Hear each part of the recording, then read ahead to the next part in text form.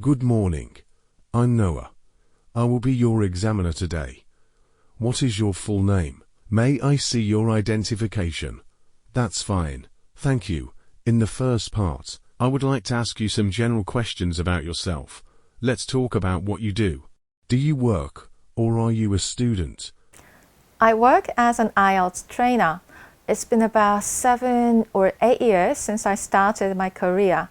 It's not an easy job to train someone for an English language proficiency test, but I have found it very rewarding to see my students get their target band after starting the preparation with me. Do you prefer to work in the morning or in the afternoon? I don't really mind whether I work in the morning or afternoon, but it's always better to start the day early so that I can have some free time in the evening. So I might choose to start working in the morning rather than in the afternoon. What makes you happy when you work? I naturally feel happy when I get my wage, just like others do.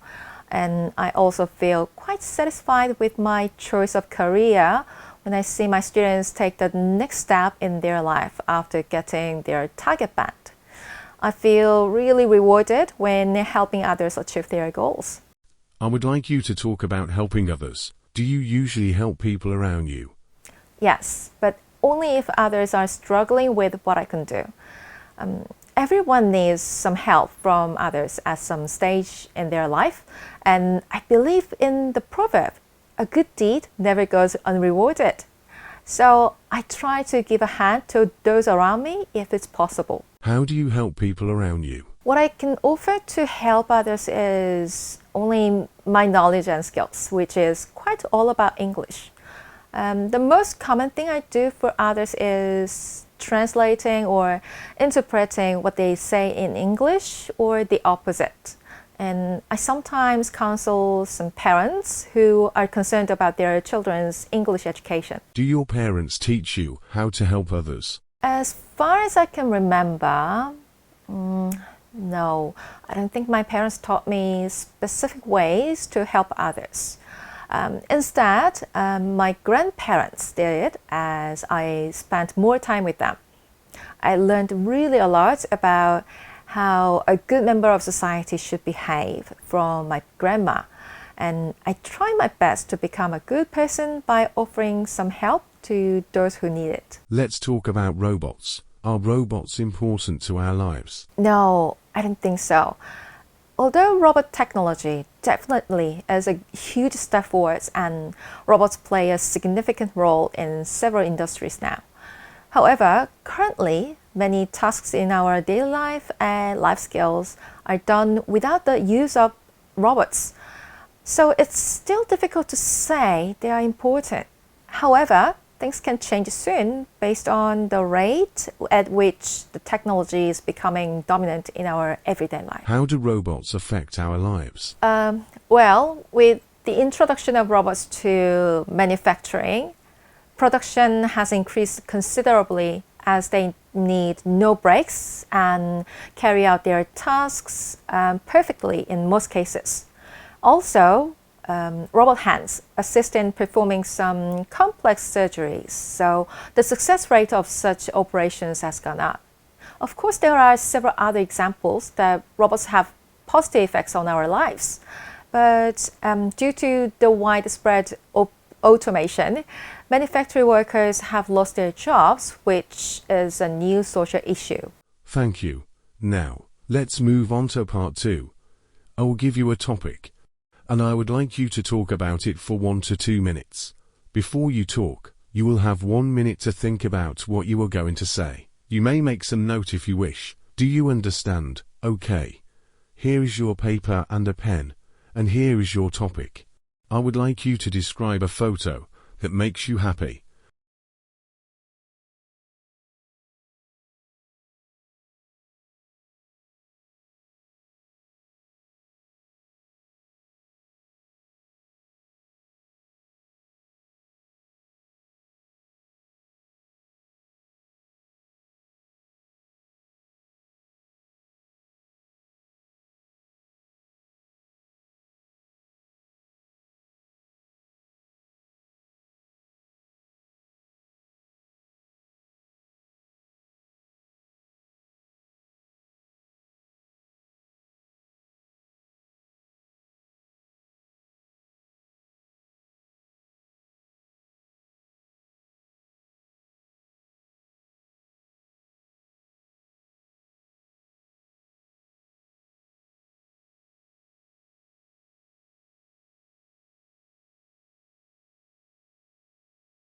All right, please drop your pen now.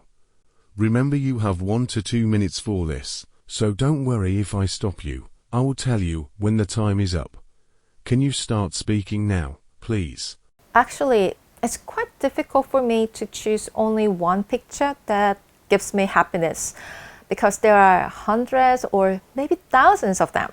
But they all have one same subject, my life companion dog named Happers. I know I should select one, so I will tell you about one picture that I always have with me. I put one picture in my smartphone case, which is transparent, so that I can see it through whenever I want and show it to other people whenever I want. The picture is as big as a business card and was taken about a year ago. There is a photograph studio inside the cafe that my dog and I visit regularly, and around this time last year, the photographer there asked me if she could take pictures of Happers. I said, why not? So Happers became the subject of her work. The photographer gave me the best shots, and I asked her to develop them in the size of a business card. All of them are excellent, but in the photo that I have in my smartphone case, Happers is in a hoodie that a real human man wears and smiling. You know, good-looking people are eye candy and can lift up someone's mood in some way, and that's why I feel happier and better when I look at the back of my phone where my good-looking dog's photo is. Whenever I feel frustrated, annoyed, stressed, or down in some way, I see that picture. Then I feel some kind of pent-up emotions are relieved a bit and happier. Thank you. May I take the card, paper and pen back? Thank you. We've been talking about a photo that makes you happy. I would like to discuss with you 1 or 2 more general questions related to this topic. First, let's talk about taking photos. Do people take more photos now than before? Without a doubt, I will say yes. People take far more pictures than before thanks to the advances in camera functions built in the mobile phone. People nowadays can take high-resolution photos as long as they have their smartphones with them. In addition, the current social networking culture seems to have contributed to the number of pictures taken because individuals like to share the moments of their daily life or special events on social platforms such as Instagram. As a result, the number of photographs that people take now far exceeds that of past, I believe.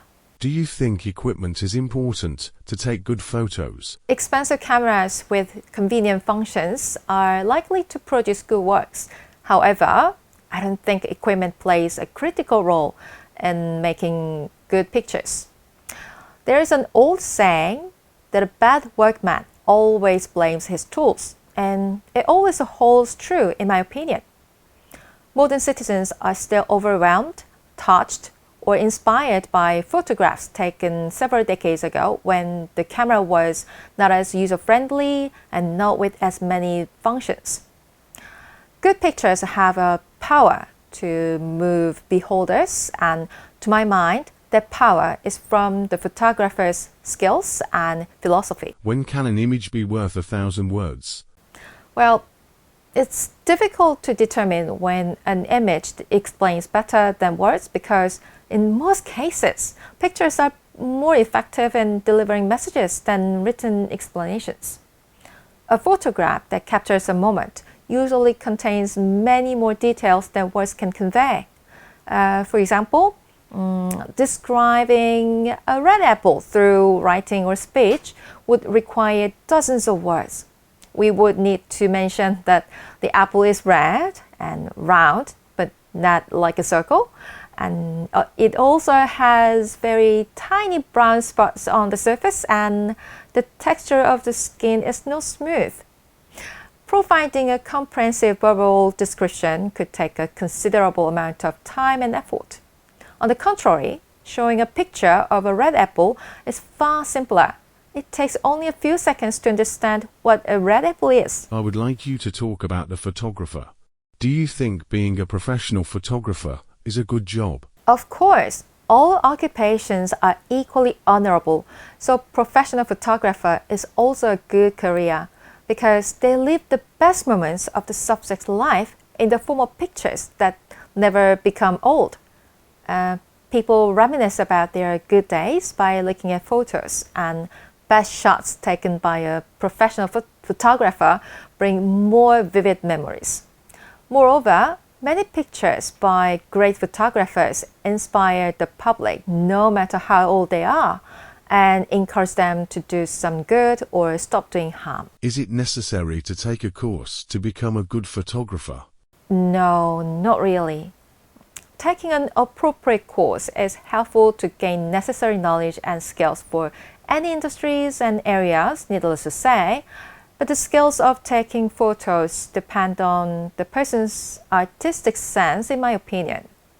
But the thing is that artistic ability is usually innate, which means it is nearly impossible to be acquired later in life. So we can see some photographers who have degree in photography can hardly produce some meaningful works.